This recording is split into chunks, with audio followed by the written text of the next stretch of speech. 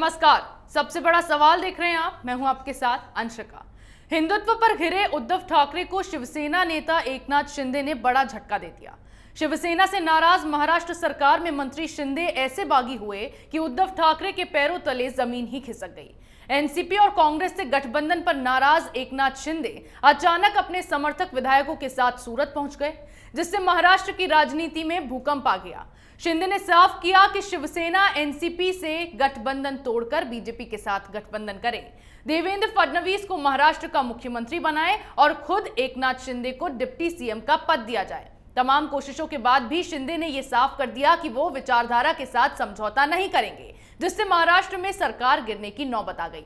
ऐसे में सबसे बड़ा सवाल यह है कि क्या महाराष्ट्र में अब बीजेपी की सरकार बनेगी? इसी विषय पर चर्चा के लिए मेरे साथ स्टूडियो में मौजूद हैं कैपिटल टीवी के editor in chief doctor Manish Kumar. Doctor साहब, बहुत बहुत स्वागत है। धन्यवाद। डॉक्टर साहब, सबसे पहले तो चाहूंगी कि कल महाराष्ट्र में उद्धव ठाकरे का दिन काफी कठिन रहा, तो क्या कुछ देखने को मिला महाराष्ट्र की राजनीति में? देखिए, राजनीति में टाइमिंग बहुत ही ज्यादा इंपॉर्टेंट होता है। एकनाथ शिंदे उन्होंने जिस वक्त को चुना है और जिस हिसाब से उन्होंने अपनी तैयारी कर रखी थी, ये लग रहा है कि पिछले 6-7 महीने से एकनाथ शिंदे शिवसेना में फूट डालने के लिए पूरा प्रिपरेशन कर रहे थे। कल उद्धव ठाकरे ने फ़ोन की, एक एनवॉय को भेजा, सूरत में मुलाकात हुई, लेकिन उसके बाद भी एकनाथ शिंदे ने साफ साफ कह दिया कि मैं असली शिवसैनिक हूँ, मैं सच्चा हिंदुत्ववादी हूँ और इसलिए शिवसेना में अब वापस नहीं जाऊंगा। मतलब शिवसेना अब हिंदुत्व वाली पार्टी नहीं रही जी। ये कौन कह रहा है? जो शिवसेना का 2 दिन पहले तक ठाकरे परिवार के बाहर सबसे बड़ा लीडर था। अब सवाल लाजमी है कि सरकार का क्या होगा। तो वो तो पहले से ही कहा जा रहा था जिस दिन ये सरकार बनी कि कहीं का ईंट कहीं का रोड़ा। भानुमति ने कुनबा जोड़ा, 3 अलग अलग विचारधारा, अलग अलग साइज वाले पहिए वाली 3 पहिया गाड़ी, वो तो पहले से ही विरोधाभास उसमें निहित था प्रचुर मात्रा में। तो सारे पॉलिटिकल एनालिस्ट यही कहते थे कि 1 साल 2 साल 2.5 साल ये सरकार चल गई, इसके लिए मुबारकबाद देना चाहिए जी। इसे तो 2.5 साल नहीं चलना था।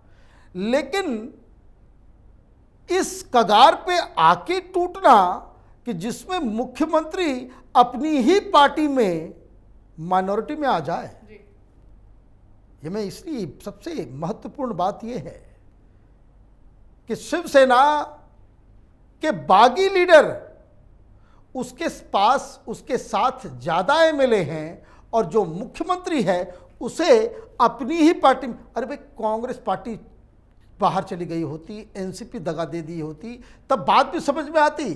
ये तो अपनी ही पार्टी में माइनॉरिटी में पहुंच गए। उद्धव ठाकरे के पास अपने तमाम एमएलएस का उसमें बहुमत का समर्थन नहीं है।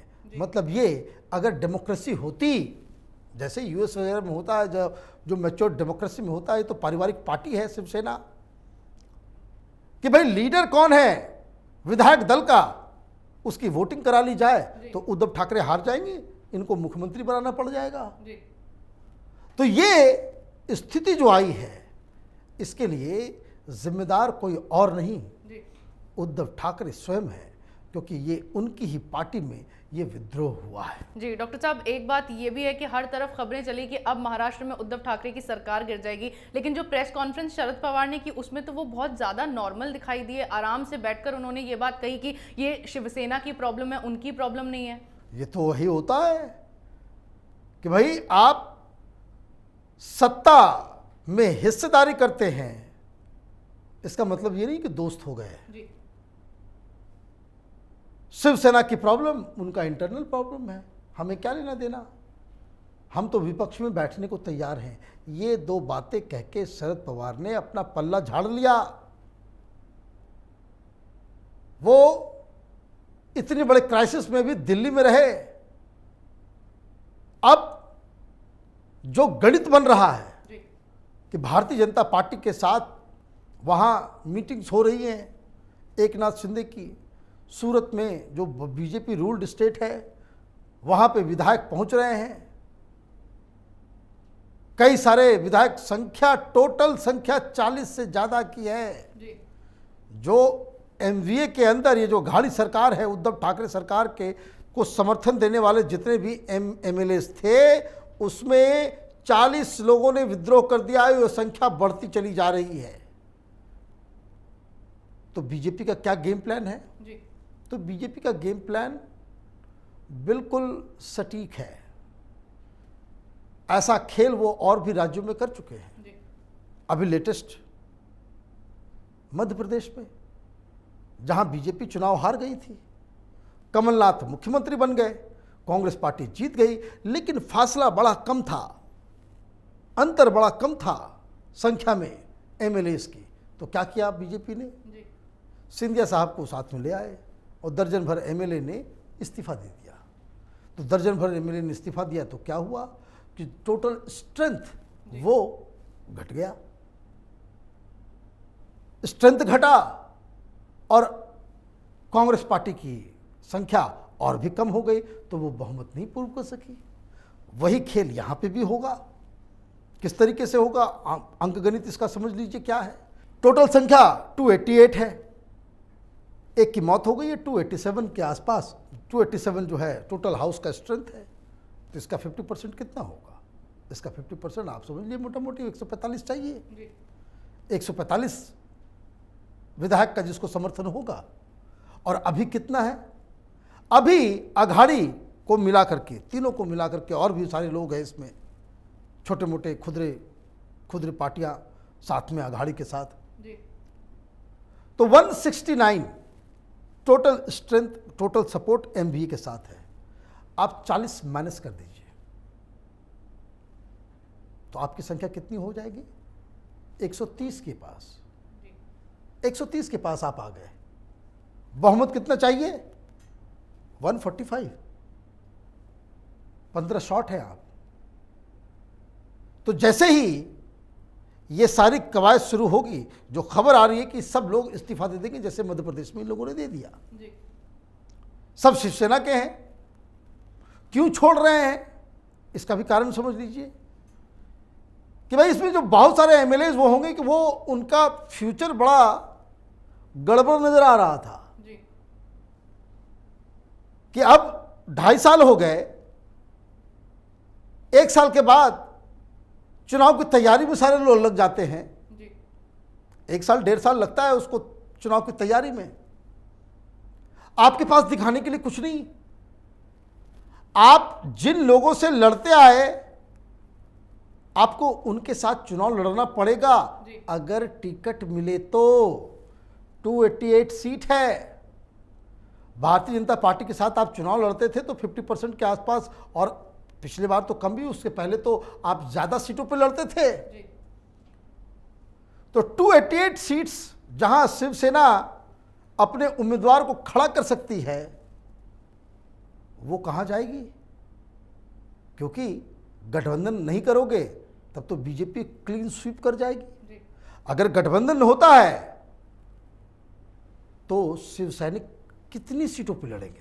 जी, क्या कांग्रेस और एनसीपी अलायंस में लड़ती है 50-50%, आप समझ लीजिए मोटा मोटी तौर पे।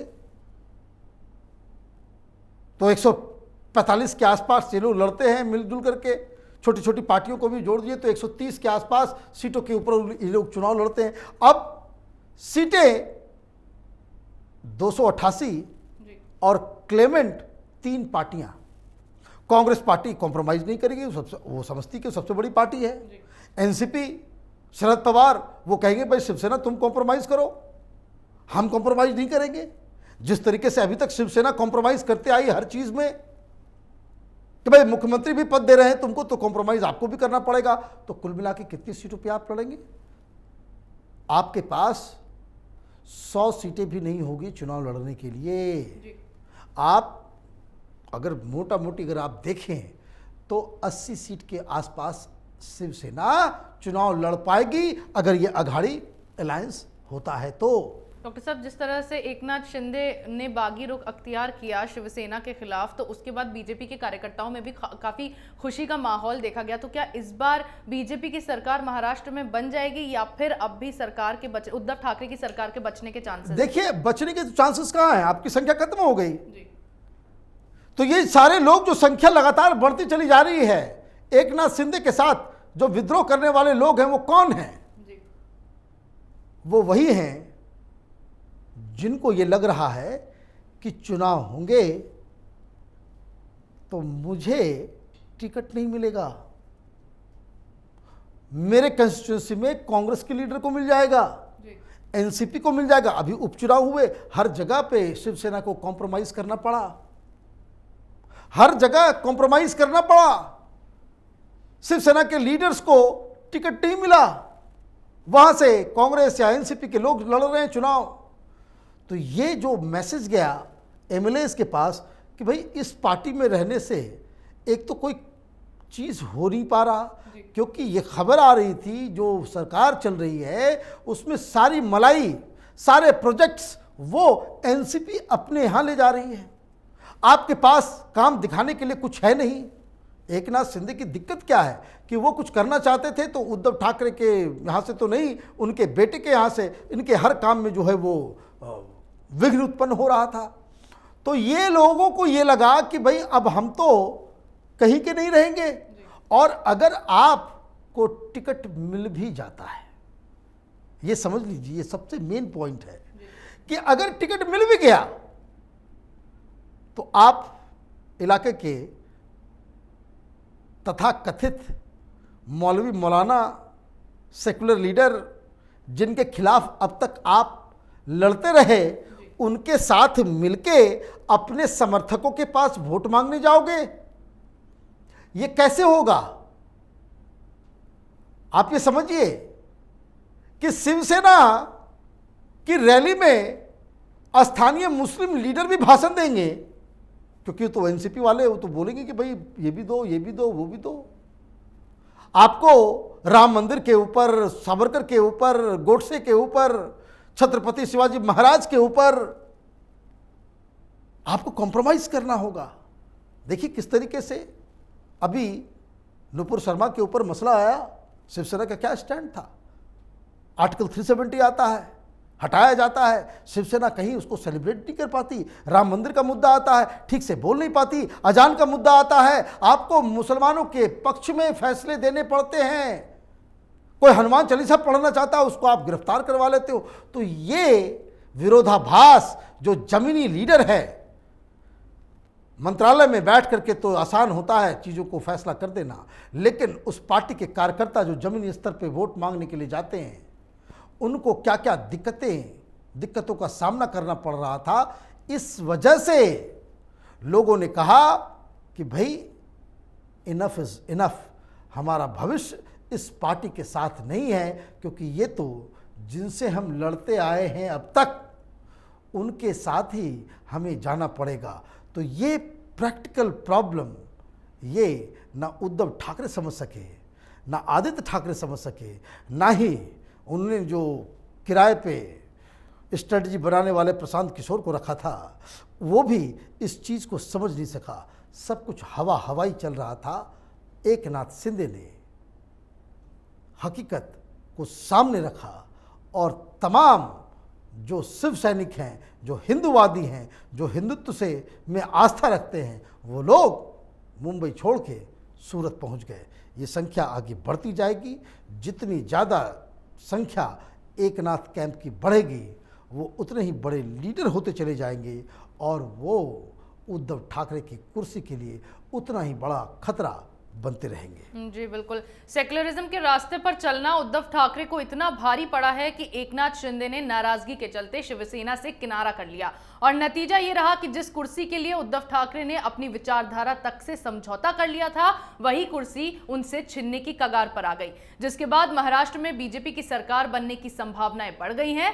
ऐसे में इन सबसे उद्धव ठाकरे को दोहरा झटका तो लगा है, क्योंकि ना तो वो महाराष्ट्र के मुख्यमंत्री के रूप में खुद को साबित कर पाए और ना ही पार्टी का नेतृत्व उनसे ठीक तरह से किया गया, जिससे कार्यकाल पूरा होने से पहले ही उनकी सरकार के गिरने की नौबत आ गई। इस विषय पर चर्चा का आपको बहुत बहुत धन्यवाद।